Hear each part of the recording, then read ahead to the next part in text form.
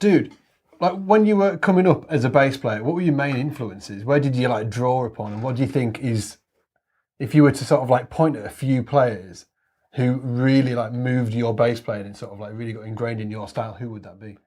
I mean, I think that's one of the things that people always maybe would not guess wrong, but whatever. They may think I have a certain guys that I'm into, but like, you know, and it changes because you're a kid and your life evolves. And so what is your favorite? Like, I don't have like a dude who is, maybe Jamerson is probably the only dude that's like pretty much been an influence through everything I've ever done. And that's just because when I was a kid, my cousins used to listen to so much Motown, and I just loved. Just ingrained in you. Yeah, it just is. And then of course I love Jonesy, so Led Zeppelin. I'm sure everybody who listened to Zeppelin record had to say he was an influence. Yeah. And was for sure super into the Who. And then, you know, as it evolves, you know, it definitely was influenced by Jocko, but later on, like I wasn't into him in Weather Report and stuff. Not that I say I'm not into it now, but it was over my head music, and I was still into rock. Yeah. And it wasn't until the 80s that I started really getting into him. But Jocko definitely was. Mick Karn was one. Later on, like in the 90s, I started finding his music. And I'd heard of Japan, but like I loved Dolly's Car and the way he played fretless on it. So huge influence on me. Just such unbelievable originality in his playing. You know, Peter Hook, Joy Division, of course.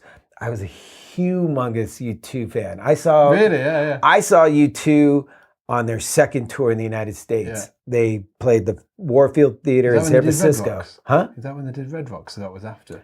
Before. Was that before? Yeah. Yes, it was October tour when that, you know, it was like they had just started touring on October, and that was one of my favorite concerts in my life. Still to this day, I was one of those life-changing moments. Eventually, I stopped liking U2. Like I liked the first 4 records, and then it would be hit and miss, but they'd still put out something. I'd go, oh, that's cool, and you know, whatever. But I loved Adam Clayton's just simplicity. Killing Joke, again, I had mentioned earlier, but Killing Joke was a huge influence on me. But Van Halen, Eddie was a big influence on me in all the shred. Like I didn't listen to any shred or bass players. I listened to Eddie. So, you know, you get stuff from different instruments. And then it just keeps growing. Like it just evolves over time. You know, like I'd have to say, if I go back to anybody, it's always Jamerson. It's always John Paul Jones. It's Jocko. It's Mick Karn.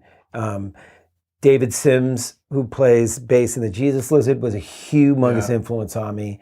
Did the fretless come from Karn? Because if I just sort of like picture you, I picture you with the fretless. I don't. It's just, you know. It was Jocko, but I didn't know how to.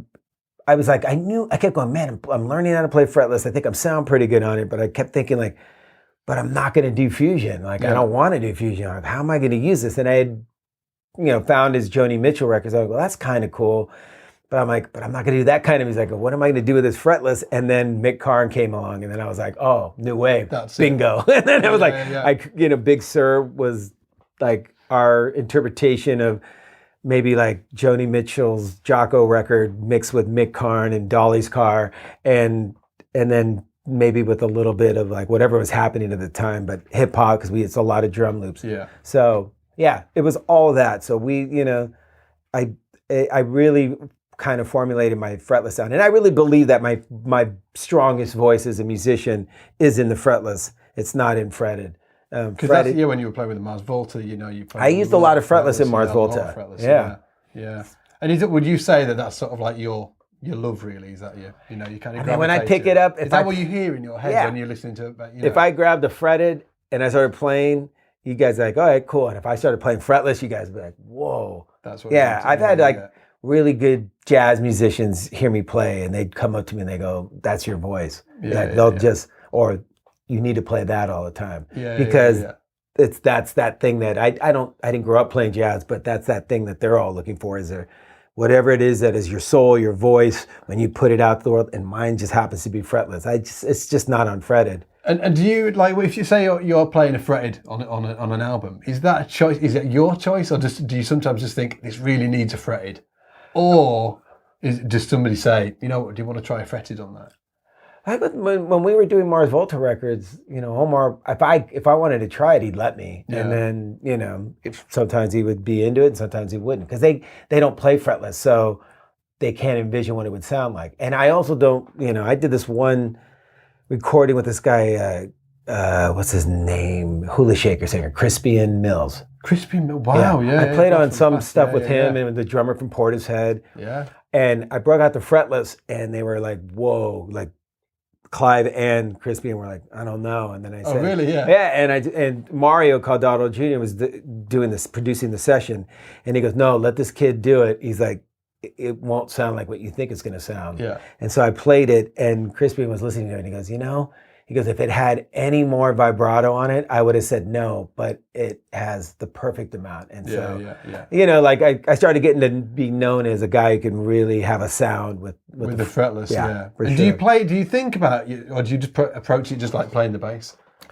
It's because some guys when they I play feel like fretless, I'm playing. I feel like I'm playing cello. I feel like I'm the most. I got the most expressive instrument in the world in my hand. That's how I feel. Like I play it and everything comes together, like hand pressure, everything. The articulation just kills. The fretted instrument's so limited. Fretless is, and you can play fretless and make it sound like a fretted. You just gotta have good intonation. That's my point, yeah. You can, some guys when they play a fretless actually sound like they're playing a fretted, unless they don't want to. And there's a lot of dudes who play too much fretless sound, like too much vibrato. It drives me crazy. I hate it. Drives me nuts.